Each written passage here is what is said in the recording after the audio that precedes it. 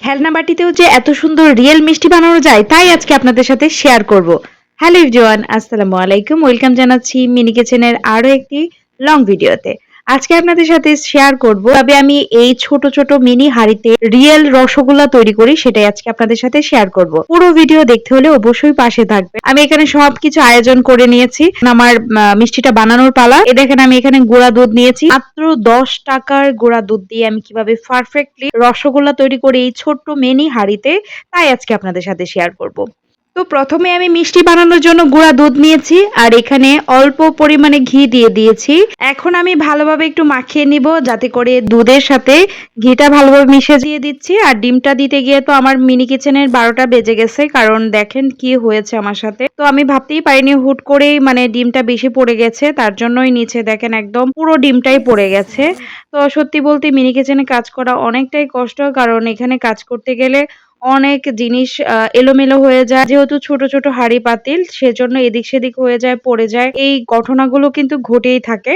তো এখানে আমি সামান্য পরিমাণে বেকিং পাউডার দিয়েছি আর এই তো আমি ভালোভাবে এটাকে ১ ঘন্টা পরিমাণ রেস্টে রেখে দিয়েছিলাম। এখন আমার পারফেক্ট ডোটা তৈরি হয়ে গেছে মিষ্টির জন্য।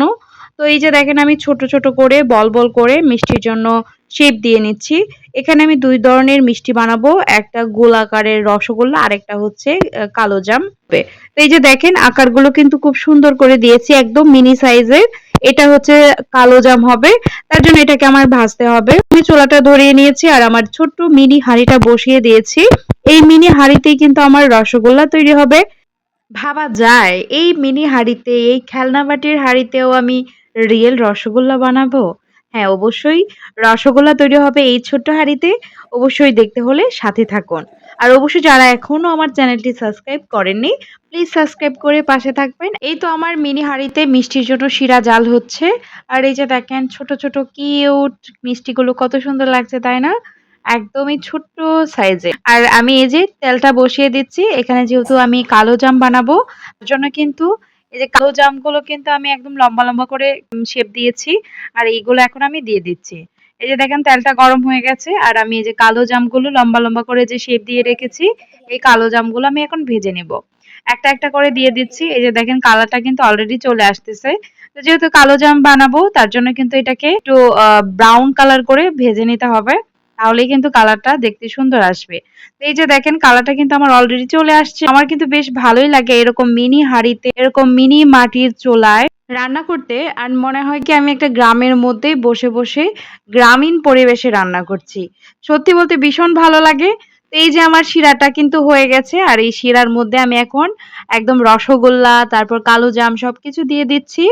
দেখেন কত সুন্দর লাগছে না? কত কিউট কিউট ছোট্ট ছোট্ট মিষ্টি।